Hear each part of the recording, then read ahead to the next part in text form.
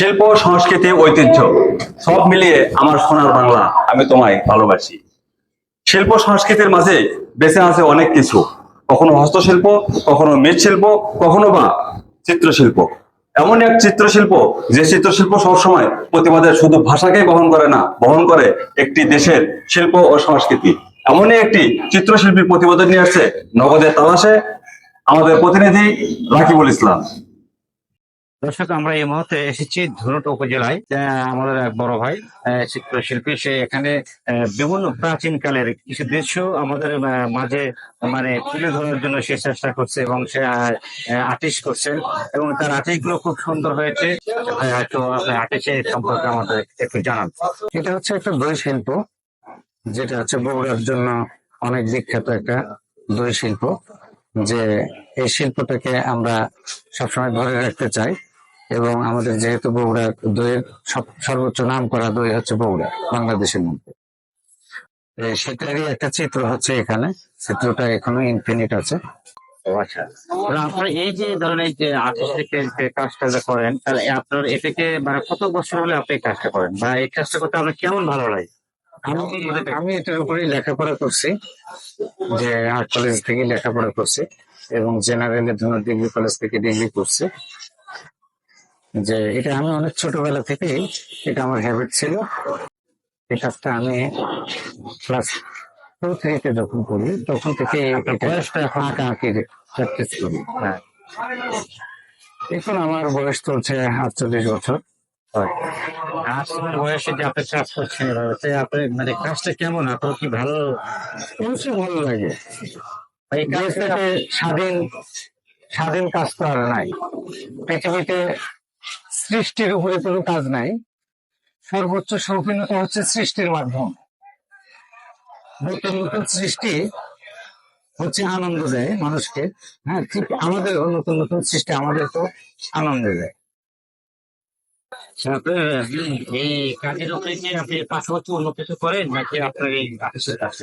পাশাপাশি বাচ্চাদের যে কিছু ড্রয়িং শেখাই। আমি দীর্ঘ 24 বছর আমি চাকরি করছি ফ্যাশন ডিজাইনে।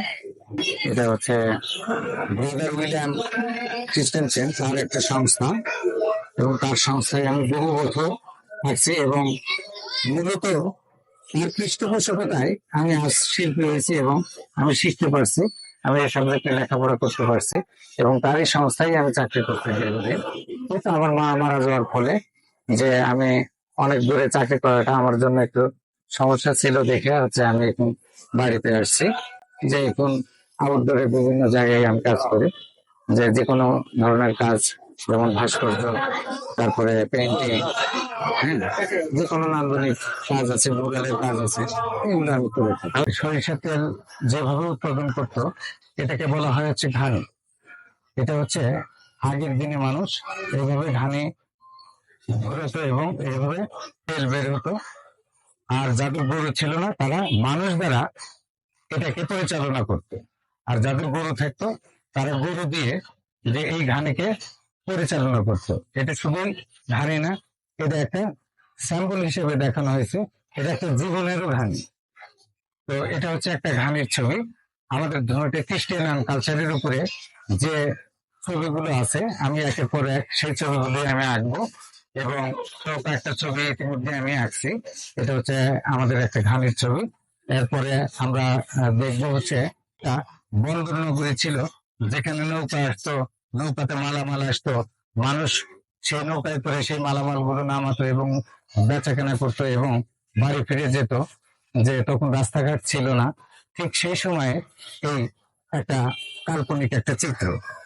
এরপরে যে যাদের উপরে অনেক জুলুম এবং অত্যাচার করে এই সমস্ত নীল চাষ তাদেরকে করাতে বাধ্য করত, ঠিক সেই সময়ের একটা চিত্র। এটা ধনুটের বহু আগে ছিল, যে এইভাবে ধনুটের এই যে আদি মানুষগুলো যে তারা এইভাবে নীল চাষ করতো, তারই একটা পদ্ধতিগত একটা নীল কিভাবে উৎপাদন করে, যে এই নীলের গাছগুলো আছে এই গাছগুলো নিয়ে এসে আগে একটা হাউজে যে চুবিয়ে রাখে, তারপরে ওই হাউস থেকে আস্তে আস্তে সবুজ পানিগুলো বের হয়ে একটা কড়াইতে আসে এবং এই কড়াইয়ে এই পানিগুলো জাল হয়। জাল হওয়ার পর এক সময় এটা থেকে শক্ত দানার মতো যে খয়ের মতো একটা জিনিস তৈরি হয় এবং সেটা থেকে সেটা গুঁড়ো করে চালুনে মানে ছাঁকিয়ে নিয়ে সেগুলোকে মিল হিসেবে ব্যবহার করতো এবং এটা বিভিন্ন জায়গায় যে সাপ্লাই করতো তারা। তাঁত শিল্পগুলো বন্ধ হয়ে যাচ্ছে। এটা আমাদের ভারতের একটা খ্রিস্টান কালচারের মধ্যে অন্যতম একটা জিনিস, সেটা হচ্ছে তাঁত শিল্প। এখানে আগের মানুষগুলো তারা ঘরে তাঁত বোনাতো, এইভাবে মহিলারা তাঁতের কাজ করতো এবং তারা বিভিন্ন ধরনের কাপড়, শাড়ি, লুঙ্গি, গামছা এগুলো তারা উৎপাদন করে থাকতো। এটা শেষ হয়নি, এটা শেষ হলে পূর্ণাঙ্গ ভাবে বোঝা যাবে যে বগুড়ার দই কতটা বিখ্যাত।